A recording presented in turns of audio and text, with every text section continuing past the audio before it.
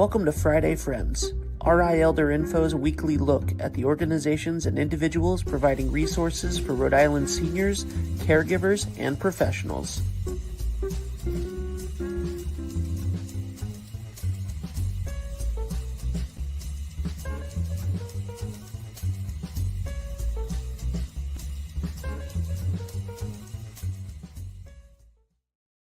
Good morning, everybody. Happy Friday. It is 9 o'clock on Friday morning, and you have tuned in to Friday Friends, where I, Deb Burton, Executive Director of RI Elder Info, brings you information that you or someone you know needs to know about, especially in days of late. So make sure that you hit the like button, the share button, the bells, the follows, all of those social media cues that say, hey, check this out, because we are having a great conversation today on something that is becoming more important for our older adults every day. It kind of feels like, myself included. So I know that this is a topic that everybody needs to hear about. So please help us get the word out. Now, as you all know, RI Elder Info is a 501c3 nonprofit, and we could not get through our work and get you information without the support of our sponsors. So a huge thank you to United Healthcare, as well as 321 Media, and all of our individual sponsors and donors. You make this possible. And especially for Friday Friends, a big shout out to McCarthy Law. Here's a message from McCarthy Law. Here at McCarthy Law, we practice in the areas of estate planning, long-term care planning, elder care law, and residential real estate. Our focus is really on providing peace of mind to our clients. If you're interested in scheduling a consultation with our office, you can feel free to reach out to us at 401-541-5540. You can also reach out via website at www.mccarthylawri.com. You also should check out our social media, both on Facebook, Instagram, and LinkedIn, for some helpful tips and tricks. Welcome, Lelena. How are you? Good morning. How are you, Deb? Thank you for having us today. Yes. I was so glad to meet you the other day at the Veterans Resource Fair, and the program that you were describing sounds really interesting and so important these days. Can you please share with everybody what the Senior Community Service Employment Program is, and a little bit how you got involved and what your role is? Of course. So I have been with the department for approaching 24 years in June. Of course, you're only 21, right? Of course. So I have a wealth of knowledge, but I was fortunate enough to join the Workforce Development Services side approaching 2 years now. And I am the coordinator of the CSEP community, which is the acronym for the Senior Community Service Employment Program, which is a program that is federally funded for individuals that are unemployed. They are 55 and over. They also have to reside in the state of Rhode Island, and they have to meet the income guidelines, which is they must not exceed 125% of the federal poverty level. How much is that in general? So it varies by family size. So for an individual with a household of one, the income cannot be anything more than $19,950. However, the CSEP program, we look at this as training. So we're here to assist older individuals with training opportunities with nonprofits, and as well as municipalities or community organizations. And if they're on Social Security, disability, meaning SSDI or SSI, the government doesn't look at the income that they receive from the CSEP program. So it won't affect their housing. However, Okay. there is a little caveat to it for individuals that are on regular CSEP. It can affect depending on how much they're making and what their income level is. But if I Okay. believe if you're at full retirement age, you can make as much as you want, and then it doesn't interfere. And that's where somebody would probably want to have a conversation with like their tax advisors and things like that, just in case, right? Absolutely. What we do is, though, we send a letter to our participants that are enrolled in the program to explain that they could give it to whomever they need to, that this is not employment. This is considered training to gain skills to become employable. Okay. So, like, I was reading the news over the weekend, which I feel like these days I should probably not read as much news as I do, but the cost of everything is going up. And I know there are a lot of folks who need a paycheck, but maybe they've been out of the job market for a while caring for a family member, or maybe they were like semi-retired, retired, and they're not confident about their skill set. Can your program help people acquire those skills, or like what kind of barriers do the folks who use your program face? So what I'm finding is a lot of the barriers that we're facing right now with the older generation is computer literacy. So what we could do is we consider our nonprofits and everyone that is in our program that we try to match a participant as. I'm going to refer them as a host agency just to make it a little bit easier. So we try to place them somewhere. Let's say they don't have any computer skills, but we can place them at a host agency where they might they might be looking for somebody that can assist with the front desk or reception.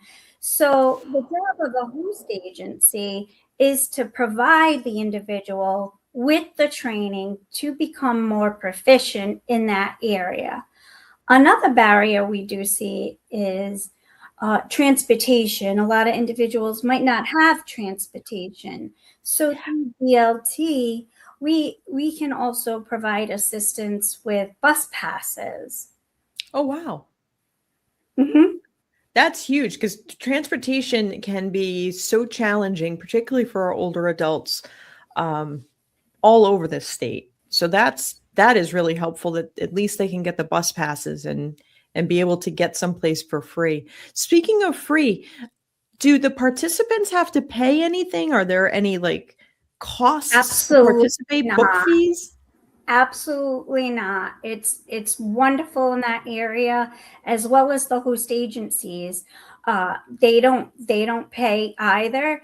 It's basically a federally subsidized program, for individuals that are 55 and over, who need work experience, while the host agency is given the chance to further their mission at no cost to them. So it's not affecting their budget with the nonprofit, and it doesn't cost anything for the participant to enroll.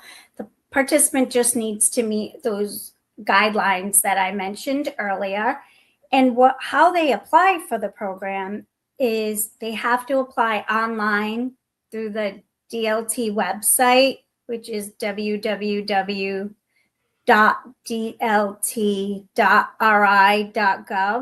And then there's a few steps after that where I can guide you. And like I mentioned, a lot of individuals don't have the computer literacy, so they can walk into any of the American Job Centers in Rhode Island, and there are 3 resource rooms, and any of the job coaches can certainly assist them. We have one in Providence, which is located at 50 Sims Avenue.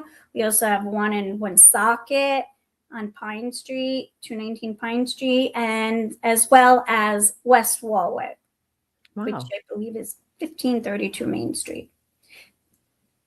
So if I'm hearing this correctly, and please correct me if I've got this wrong, as someone who is 55 and older, if you've been out of the workforce, but you still have a desire to contribute, but you're kind of like, I don't know if I'm really good with the computers, like, like the younger people are, like that kind of fear.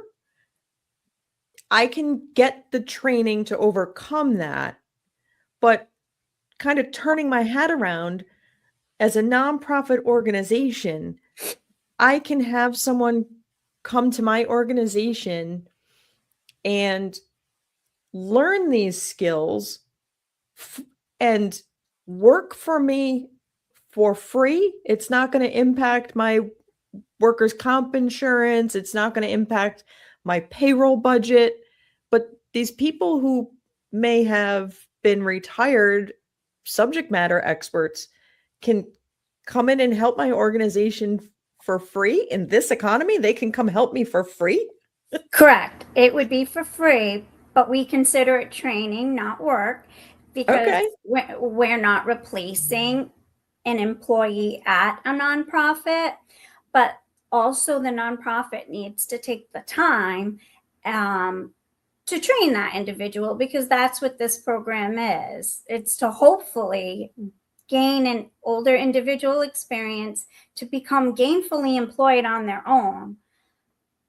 They are, once enrolled in our program, they make minimum wage, which currently is $16 an hour, and they can train up to 20 hours per week, and it's a bi-weekly payroll system. And you guys handle all the payroll, all of that. The organization would just like sign off on the time slips verifying that they were working, training. Correct. So we would supply a timesheet. It would be completed by you and the participant and signed off, sent to me. I will review it, and then I send it to a third party who handles the payroll. The state directly does not handle the payroll. Okay, that's actually a little reassuring given some of the things we read about in the news lately, but that's a whole other conversation. Right. So if somebody wants to participate in this program, either as the older adult or as a training site, is that when they go to the dlt.ri.gov? Yes. So there will be a link. If they go on to dlt.ri.gov,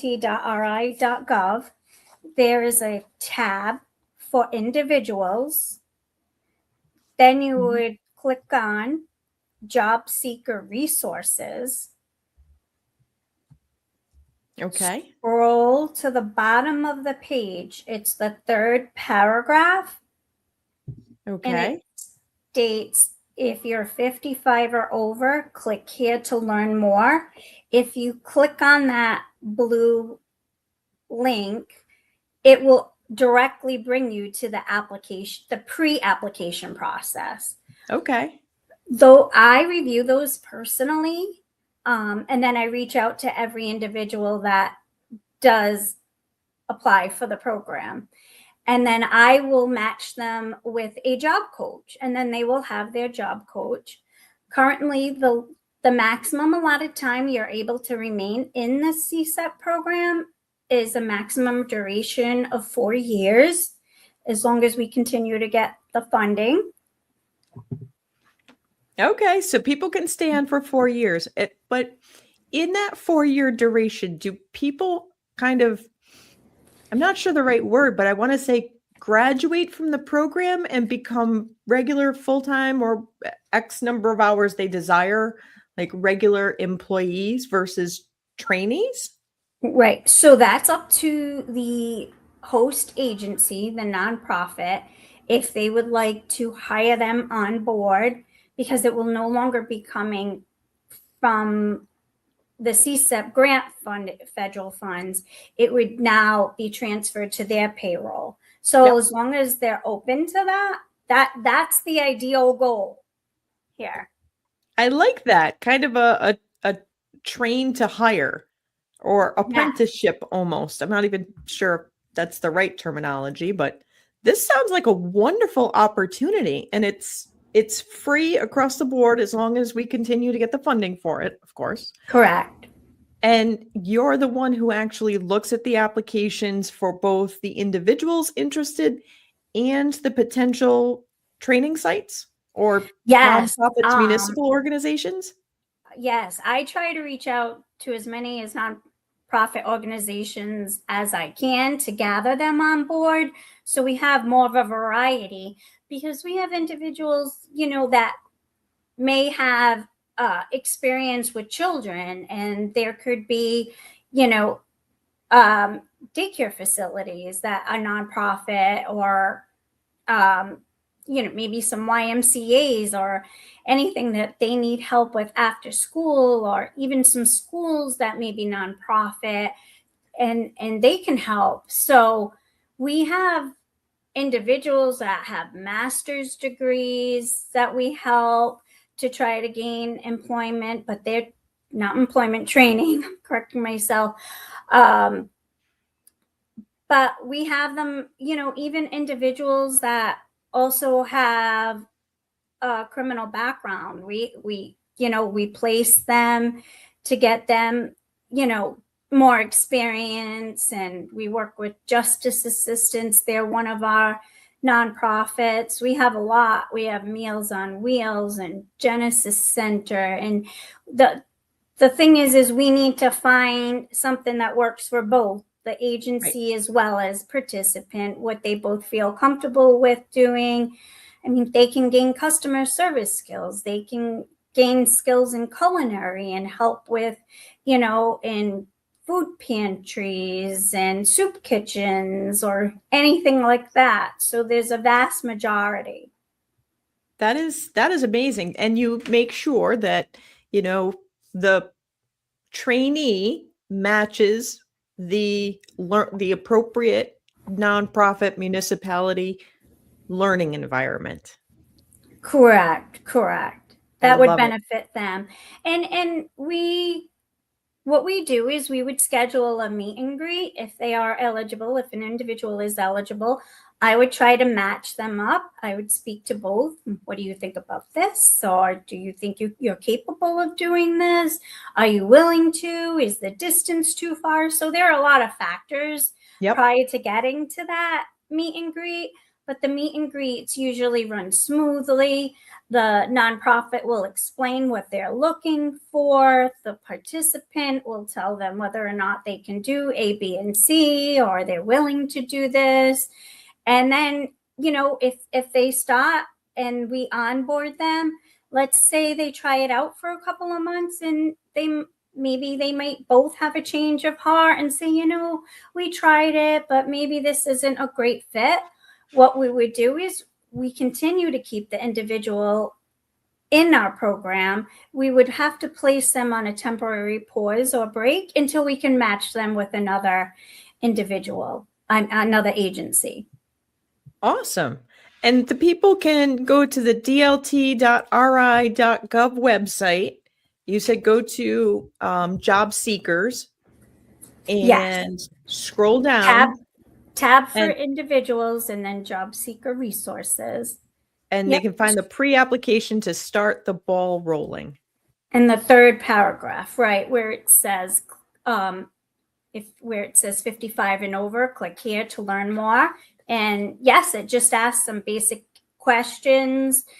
It'll ask some information regarding your income, your household size, your address, and Love it. if you have any barriers. So we get, it gives me a little bit more knowledge prior to asking the individual all of these questions. I love it. I am so glad that you came on. I'm so glad we met at the Veterans Resource Fair and to learn about this program, because, these days, everything is just getting so much more expensive. And I know that there's folks out there who are like, yeah, I'd like to have a job, but I'm not a kid anymore and I'm not really sure I know how all these things work. So this is a really great opportunity for people to make sure that they can learn the skill sets at the same time benefiting an organization, Mm. and it's a win-win for everybody involved. This is awesome. I'm so glad you were Yeah. able to come on. Thank you. I'm so glad you reached out and we can spread the word.